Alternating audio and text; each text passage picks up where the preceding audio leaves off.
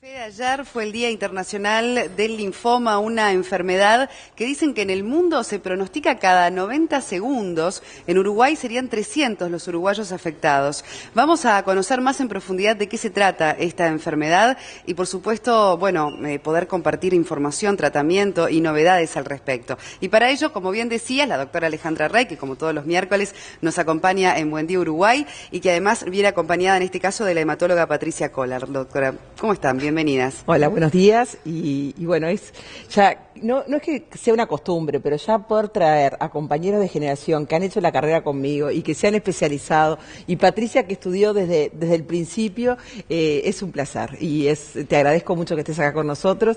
Patricia es hematóloga y trabaja en el Hospital Maciel, trabaja en el CASMU, en varios lugares privados. Y con esto del Día Mundial del Linfoma, dije, ¿quién mejor que Patricia para acompañarnos y explicarnos qué es el linfoma y qué tipo de cáncer es el linfoma? Es un cáncer, para explicarle a la gente un poquito en qué situación estamos. Bueno, buenos días y muchas gracias por la invitación. Como bien dijeron, ayer fue el Día Mundial del Linfoma, y los linfomas son enfermedades malignas que afectan a los ganglios linfáticos. Sobre todo los ganglios linfáticos forman parte de nuestra inmunidad normal, o sea, nosotros nos defendemos frente a agresiones infecciosas, virales, bacterianas, con inflamación de los ganglios linfáticos. Cuando esa situación es algo que permanece o que se desencadena por una situación maligna, es que hablamos de linfomas, ¿no? No solo pueden afectar los ganglios, también se pueden afectar otros sectores donde circula la linfa, como el hígado, el vaso, los pulmones, el tubo digestivo. Todas esas localizaciones pueden tener topografías de linfomas. Ahí está, como podemos tener el cáncer de pulmón, en este caso es el cáncer de los ganglios, y es lo que se genera. ¿Dónde está fundamentalmente? A nivel de los ganglios. Como otros tejidos tienen tejido linfático, otros órganos tienen tejido linfático, podemos tener que haya linfoma en el pulmón o linfoma en otros órganos que no sean solamente los ganglios. Ahí está. Bien. ¿Es cierto que es un tipo de cáncer que afecta mayoritariamente a los jóvenes? Depende, porque existen dos tipos de linfomas, ¿no? El linfoma de Hodgkin, que en realidad se atribuye su nombre al médico que lo descubrió, que en realidad lo descubrió otro antes, pero se llama por eso. Y los que no son linfomas de Hodgkin se llaman linfomas no Hodgkin. El linfoma de Hodgkin sí tiene como un pico en las personas jóvenes, y después tiene un pico más en la edad adulta. Y los linfomas no Hodgkin es más de las personas de más de 50 años, aunque también pueden haber pacientes jóvenes, ¿no? Pero lo más frecuente es que las personas jóvenes tengan más frecuentemente linfomas de Hodgkin. Estamos hablando de una enfermedad que requiere un tratamiento con quimioterapia. Sí, no, depende también. A ver. Generalmente sí, si es un estadio, porque los linfomas se clasifican dependiendo de donde uno tenga la enfermedad, en estadios diferentes, ¿no? Desde más pequeño hasta más avanzado. Si son estadios precoces, a veces con subtipos de linfomas que no son muy agresivos, se puede hacer radioterapia. Si no, muchas veces llevan tratamiento con quimio y a veces concomitantemente radioterapia después. Bien, ¿y cómo se empieza a detectar, ¿no? Tipo de cáncer? Es decir, ¿cómo se empieza a manifestar? Y generalmente se manifiestan por tumoraciones, o sea, bultos donde tenemos ganglios linfáticos, sea en el cuello, en las axilas, en las regiones inguinales, o a veces nosotros no tenemos ganglios aumentados en las partes que nosotros nos palpamos, y empezamos con síntomas de aumento de esos ganglios a nivel profundo, o sea, con distensión del abdomen o con falta de aire. Cosas que son llamativas, ¿no? Que uno necesariamente requiere una consulta, no pasa desapercibido que uno tenga... O sea, el tacto uno ya siente que hay algo que que llama la atención. Que llama la atención, pero... estadio tarde de la enfermedad cuando uno lo detecta como muy inflamado. No. Muchas veces es sola esa localización o no, pero lo que es importante es que no todo aumento de ganglio linfático va a ser un linfoma, ¿no? Claro, eso tiene que ser algo mantenido en el tiempo con una consistencia firme, dura, no una cosa blanda que muchas veces es secundaria una inflamación. Bueno, muchas veces tenemos ganglios inflamados. Exacto, un dolor de garganta, una inflamación. Sí, decíamos, son las propias defensas del organismo, en realidad. Nos pueden aumentar los ganglios, pero cuando esos ganglios se mantienen o no son dolorosos, porque eso es otra característica, son más duros, esos son los que nos tienen que prender una alerta. Nosotros podemos tener los ganglios que son de acceso, de fácil acceso, que son los ganglios superficiales, que son los que decía Patricia, los que están en el cuello, los que están en la axila, y después son los ganglios profundos que no son palpables, pero pueden comprimir algunos órganos y a través de esa compresión dar síntomas. Que son los que tenemos que estar por ejemplo, esos síntomas. Por ejemplo, nos pueden dar tos, o pueden dar distensión abdominal, o pueden dar una trombosis venosa profunda.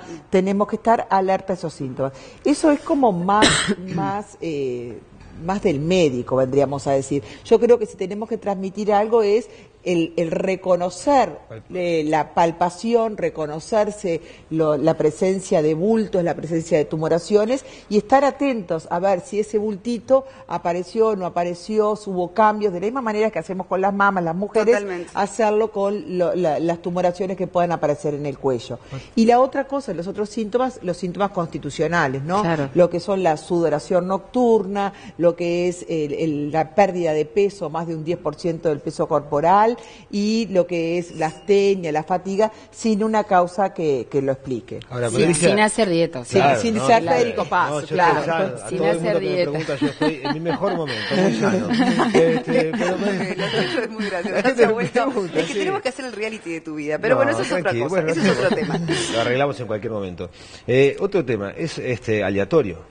O hay cierta predisposición genética por tema de herencia familiar, o hay un estilo de vida que nos factores puede de riesgo, llevar ¿no? a asumir el riesgo de tener esto. En realidad, todos los datos que se publican, que son datos epidemiológicos y que se relacionan a veces con la genética, no son demostrados totalmente, ¿no? Hay linfomas no Hodgkin que se asocian con virus, como por ejemplo el HIV. No quiere decir que por tener el HIV vayas a tener, pero tiene más incidencia en desarrollar un linfoma el paciente que es HIV positivo. O que tienen virus, unos complicados que se llaman HTLV1 o la hepatitis C. Todos esos son virus que pueden alterar la inmunidad y que pueden afectar a los linfocitos y hacerlos transformar en enfermedades malignas después. Y también se relaciona mucho el linfoma de Hodgkin, ese que se ve más en el joven, con el virus de Epstein-Barr, que se publica mucho sobre el virus de Epstein-Barr, que es algo que casi todos tenemos infecciones por virus de Epstein-Barr, porque es una mononucleosis, una infección respiratoria que pasa desapercibida en alguna etapa de nuestra vida y que generamos anticuerpos contra ese virus. Eso se implica como que puede también tener en algún momento desarrollo o participar en la enfermedad. Y si hay pacientes que tienen familiares con linfoma en primera línea, no necesariamente es hereditaria la enfermedad. A veces se asocian por un riesgo genético como enfermedades autoinmunes, como enfermedades que vemos familias completas de enfermedades, un poco también en esto, pero no es que sea una enfermedad hereditaria, no. Pero No. si yo tuve un Epstein-Barr, no puedo predecir, o no hay forma de predecir de que me va a tocar el linfoma, no me va a tocar el linfoma, Claro. o no puedo hacer nada para prevenir Claro. que no me vaya a venir el linfoma. Exacto. O sea, es impredecible, no hay nada como para prevenir. No, Exacto. digo, obviamente, como decíamos, tener una vida sana siempre nos va a prevenir, o supuestamente nos va a prevenir de cualquier enfermedad, como puede ser el linfoma. Claro. Y yo creo que es muy importante el impacto que da en la familia, en la persona y en el entorno familiar la palabra linfoma. Bueno, todas las palabras, ¿no? Cáncer, enfermedad, pero la palabra linfoma, y creo que en esto es importante la opinión de Patricia, el aporte de que antes era una enfermedad que estaba con un muy mal pronóstico vital, y hoy por hoy es otra de las enfermedades que ha evolucionado maravillosamente el pronóstico vital. Entonces ¿Qué quiero que nos hables porcentaje se maneja? un poco de eso. La hematología, por suerte, en el mundo ha evolucionado muchísimo, ¿no? Se han hecho descubrimientos y se siguen haciendo permanentemente de estudios genéticos y moleculares que muchas veces son dianas de tratamiento, o sea que se hilvana tan finito que logramos llegar hasta conseguir medicamentos especiales para determinados subtipos de enfermedades. Y bueno, y es así que los linfomas tienen mucho porcentaje, por suerte, sobre todo los linfomas de Hodgkin, de curación. Bien. Y los linfomas no Hodgkin pueden lograr también, en cierto porcentaje, lograr una buena sobrevida o en algunos casos curarse. Lo único que me gustaría igual aclarar por las dudas es la diferencia entre linfoma y leucemia, porque quizás ahí se puede generar una pequeña confusión, ¿no? No son enfermedades para nada similares, ¿no? Las leucemias son enfermedades agudas, son como el rayo del cielo sereno, donde se enferma la fábrica de la sangre, donde una persona tiene enfermo los glóbulos rojos, los glóbulos blancos, las plaquetas, y a veces acompañan de tumoraciones en los ganglios. Son enfermedades bruscas. Los linfomas vienen en una enfermedad mucho más crónica, que pueden tener pasaje de esos linfocitos a la médula ósea y a veces terminar leucemizándose, pero no son leucemias agudas. Perfecto, para marcar bien la diferencia. Bien hecha la aclaración. Muchas gracias y Patricia, muy claras. muchas gracias. Ale, como siempre, acá estamos. Usted. Y bueno, me voy unos días de vacaciones, así. No puede ser. ¿Le dieron No puede permiso? ser. ¿Le dieron permiso para eso? Pero Se va de viaje. no digas nada Quiero más. decir algo, tiene más viaje que Ugarte. Sí, bueno, la próxima columna va a ser los viajes de Alejandra. Los viajes de Alejandra. Recorriendo patologías por el mundo. Exactamente.